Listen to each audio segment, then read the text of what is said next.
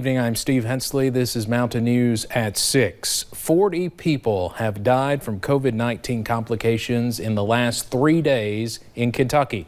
Governor Beshear announced 10 new deaths today, including the 13th related to the Jackson Manor Nursing Home in Jackson County.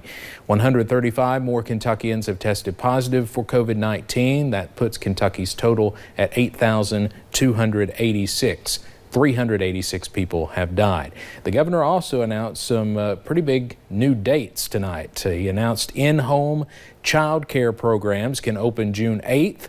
Center-based licensed care child care programs can reopen to all families on June 15th. And the date for bars to reopen and groups of 50 people or less to gather, that was moved up to June 29th. Originally, that was not expected until July. Well, the CDC recently released new guidance about the coronavirus. This shows a common belief about how the virus spreads may be changing as health officials learn more about the virus every day. WYMT's Emily Bennett joins us now live with more on that. Emily?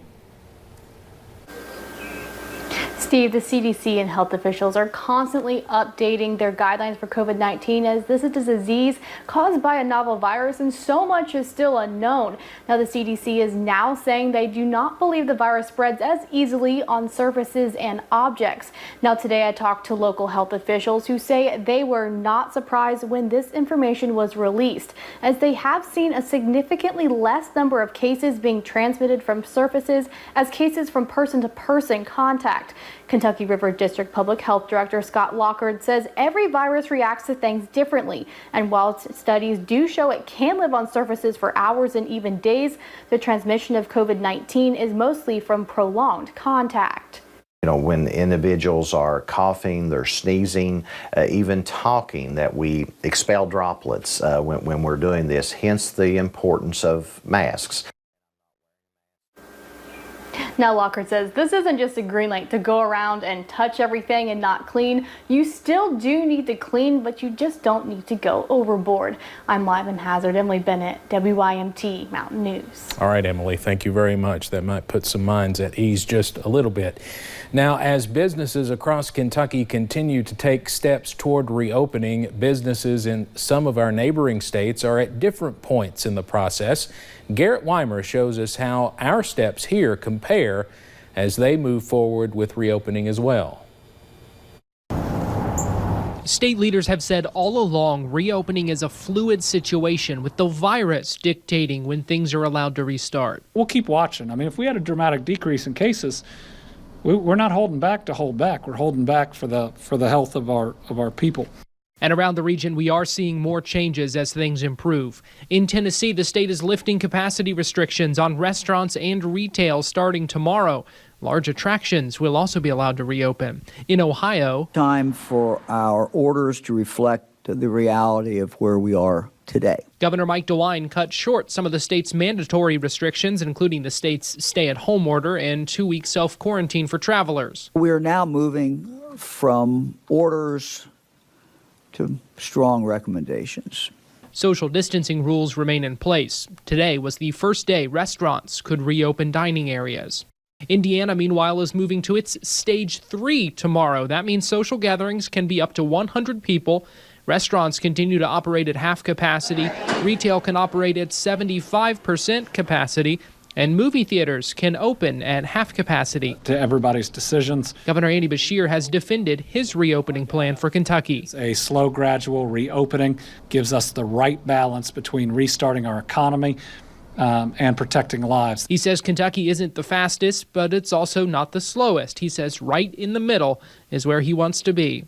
Garrett Weimer, WKYT. Now, barbershops, hair salons, and the like can reopen Monday here in Kentucky. Today, Ohio's governor announced training for high school contact sports can resume next week.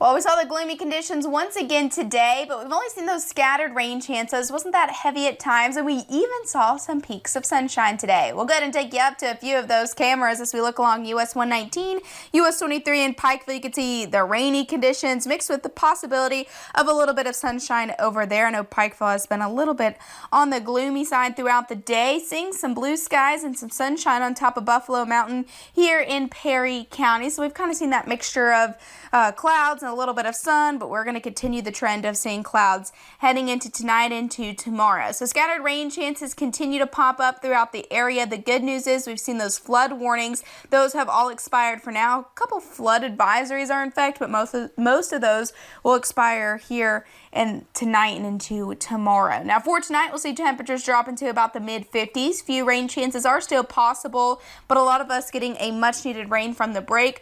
We'll hang on to scattered showers and thunderstorms heading into your Friday and even into the weekend. Sunshine though returns for that holiday weekend. We'll also start to warm up a little bit heading into the weekend and even into next week. I'll have more details on that coming up in a little bit.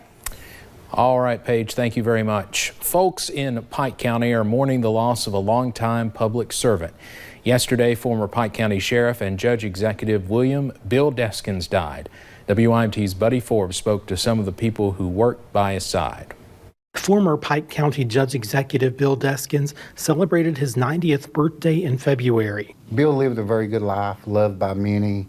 Today needs to be a celebration of his life. Deskins died in his home Wednesday, but with decades of service to the community, his memory carries on in the things he impressed on the people who love him. His work ethic, his generosity, his sense of humor. Bill Deskins. Qualities that former co-workers and neighbors say are hard to come by. No one could outwork him, and no one had the spirit. Deskins served as Pike County Sheriff for 2 terms and held the seat of Pike County Judge Executive for 2 non-consecutive terms, his most recent run ending in 2019. I've had the honor of Bill being my mentor and working with him as his deputy judge. Bill would own the room, but he would sit and listen. And while many will remember him as a servant to the county, not exactly right, but most of it. Jailer Brian Morris says he was so much more. If you knew Bill Deskins, you know, some of his greatest memories is him working. And I'm not talking about in the judge's office or in the sheriff's office. I'm talking about on a piece of equipment on a mountain moving dirt. And he always remembered where he came from. His family was always first in his mind and first in his heart. Leaving everyone else to remember what he accomplished. He's just going to be a great historical figure in our county, and his legacy will live for a long time. And the man he was. In Pike County, Buddy Forbes, WYMT Mountain News. Several of the county employees say the loss hits hard, remembering Deskins as someone who always had their back as long as they were serving the county to the best of their abilities. We do have a link to the funeral arrangements now on our website. And something you may not have thought of being included in Kentucky's COVID-19 reopening plan is funeral homes. Well, they can now allow for more people inside for funeral services. Originally, funeral homes could only allow 10 family members to attend a funeral, but yesterday funeral homes are allowed 33% of their capacity to join services of a loved one. The owner of Ingle Bowling Funeral Home in Hazard says their 33% capacity limit is 71 people. He says they are taking steps to make sure the well-being of families, community members, and staff are met. We will have a funeral director at the door. Nobody will have to touch anything. That's our goal, to better serve the families, to make people feel comfortable in the community. Ourselves, as funeral directors, we will be wearing masks and gloves out of respect to the public. Lounge areas in funeral homes will have to remain closed, along with encouraging one person to use the restroom at a time. As unemployment rises as a result of COVID-19, counties that rely on occupational taxes are worried they will soon feel the pinch. Local officials are also wondering if they will get any federal help. WYMT's Will Puckett has more. For Pike County Judge Executive Ray Jones, the list of things COVID-19 impacts in his county is growing long. So it's really been a logistical issue. We've still tried to continue to work and provide county services. From services like trash pickup to license plate renewals and driver's licenses, the coronavirus's impact is felt all across the local level. We're hopeful that some of these expenses can be recouped from the $300 million that the state is releasing to counties and cities for COVID-related expenses. Elected into office in 2018, Jones at that time was looking at a county that lost its credit rating and experiencing a funding problem as Cole's severance dollars drops by millions each year. It was painfully obvious that when your credit rating is taken away, that impacts the county's ability to bond projects. You know, it's no different than if an individual filed bankruptcy and then went to the bank and tried to get credit. Preceding Jones, an occupational and net profit tax was passed, hoping to fill that gap. This year we budgeted $3.6 million, and we were pretty much on pace with that. But after increasing local layoffs and statewide jobless numbers, money in the Pike County budget is tight. Well, it's $600,000 potentially combined with the loss of county road aid money of potentially $300,000 to $600,000.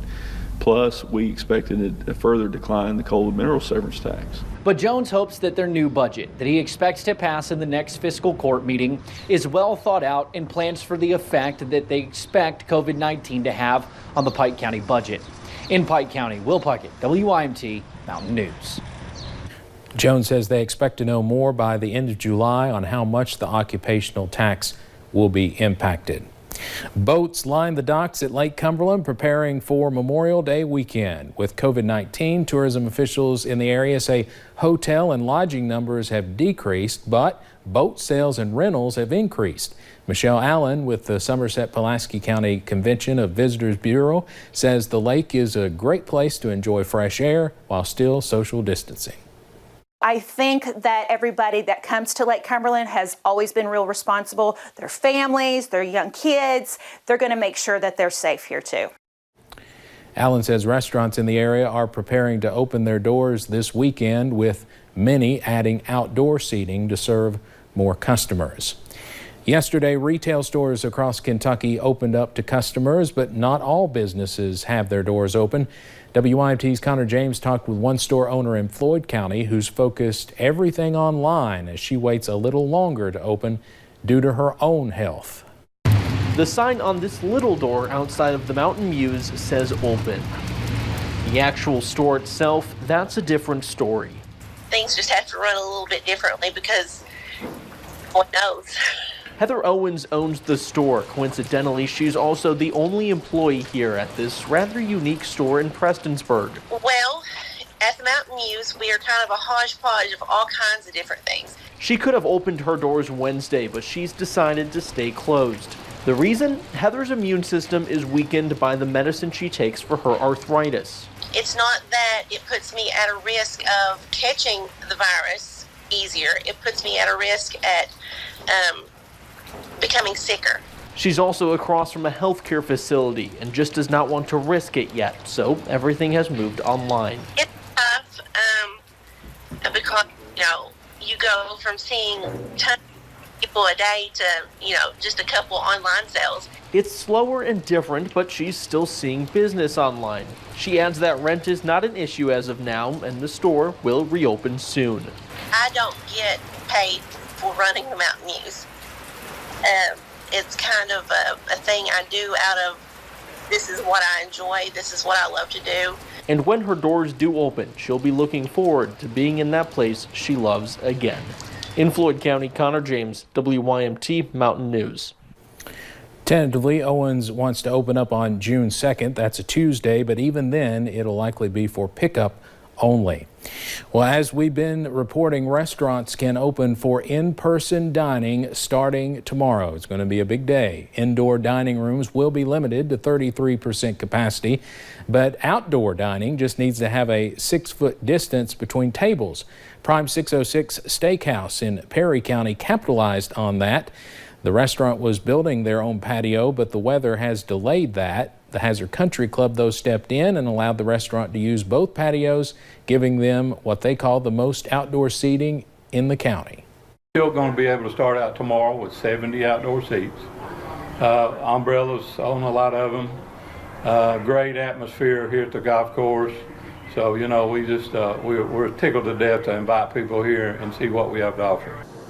And the weather hopefully is clearing up just in time. Prime 606 is excited to have guests back as they were only open for about 5 weeks before the pandemic shut everything down. They say they have received many calls about Friday, so they expect a lot of business this weekend.